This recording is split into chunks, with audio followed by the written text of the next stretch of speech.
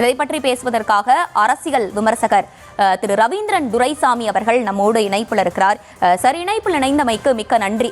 இந்த விஷயத்தை நீங்க பார்த்திருப்பீங்க அப்படின்னு நினைக்கிறேன். அதிமுக மற்றும் பாஜக கூட்டணியில டிடிவி மற்றும் ஓபிஎஸ் இணையவிருப்பதாகவும் இதற்கு எடப்பாடி பழனிசாமி அவர்கள் சம்மதம் தெரிவித்திருப்பதாகவும் ஒரு தகவல் கிடைக்கப்பெற்றிருக்கிறது. இது பாஜக கொடுத்த அழுத்தத்தினாலதான் இது போல ஒரு கூட்டணி ஃபார்ம் ஆகுதா? இதை நீங்க எப்படி பார்க்கிறீங்க சார்? இது முழுக்க முழுக்க கரைந்தெடுக்கப்பட்ட மோசடித்தனமான பரப்பக்கூடிய பொய் செய்தி, எவ்வித ஆதாரமும் இல்லாத பொய் செய்தி. இவர்கள் மீண்டும் என்டிஏ கூட்டணிக்குள் வர வேண்டும் என்றால் 2024 என்டிஏயில் ராமநாதபுரம் மக்களவையில் நின்று அதிமுகவை டெபாசிட் இழக்க செய்தவர் ஐயா ஓபிஎஸ் அவர்கள். அதுபோல் தேனி மக்களவை தொகுதியில் நின்று அதிமுகவை டெபாசிட் இழக்க செய்தவர் டிடிவி தினகரன் அவர்கள். இவர்கள் 2 பேரையுமே பாரத பிரதமர் மோடிஜி அவர்கள் தமிழ் மண்ணிற்கு வரும்போது அவர்கள் 2 பேருமே சந்திப்பதற்கான ஒப்புதல் மோடிஜி அவர்களிடமிருந்து கிடைக்கவில்லை. அந்த கூட்டணியில் நின்ற பலரும், ஜான் பாண்டியன், பாரிவேந்தர், ஏசி சண்முகம் போன்ற பலரும் சந்தித்த போது ஓபிஎஸும் டிடிவியும் விரும்பியும் அவர்களால் சந்திக்க முடியவில்லை. குறிப்பா டிடிவி நான் நிலைமையை புரிந்து கொண்டு நான் விரும்பவில்லை என்று கூட சொன்னார்.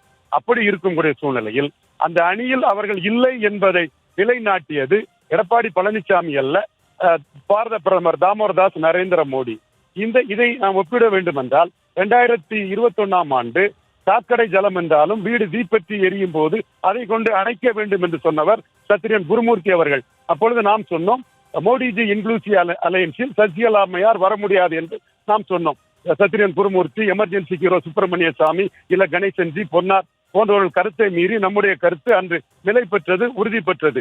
இப்பொழுதும் ஓபிஎஸ் டிடிவிக்கு அப்பாயின்மெண்ட் இல்லாத அதே காலகட்டத்தில் பத்மாவதி மில் வழக்கில் சிபிஐ வழக்கு சசிகலா அம்மையார் மீது பதிவு செய்யப்பட்டிருக்கிறது. எனவே ஓபிஎஸும் டிடிவியும் மோடியை சந்திக்காத வரையில் ஓபிஎஸ் டிடிவி என்டிஏல் வருகிறார் என்று பலரும் கிளப்பி விடக்கூடிய செய்திகள் பொய் செய்திகள், ஆதாரமற்ற வதந்திகள் என்பது என்னுடைய ஆணித்தரமான கருத்து. மேலும் எடப்பாடி பழனிசாமி அவர்களும் தன்னை விட மேலான நிலையில் இருந்த சசிகலா அம்மையார், ஓபிஎஸ் டிடிவி இவர்களை எந்த ரூபத்திலும் தான் முதல்வர் என்ற அணிக்குள் வருவதற்கு சம்மதிக்க மாட்டார் என்றே கருதுகிறேன்.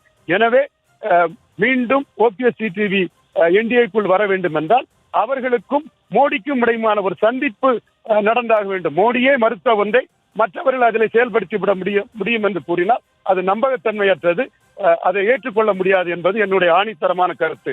2021 அன்று சுப்பிரமணிய சாமி, ஆடிட்டர் குருமூர்த்தி, இல்ல கணேசன், சி ஹெச் ராஜா, பொன்னார் இவர்கள் கருத்தை மீறி நான் கூறிய கருத்தை இன்றும் ஆணித்தரமாக அடித்து கூறுகிறேன்.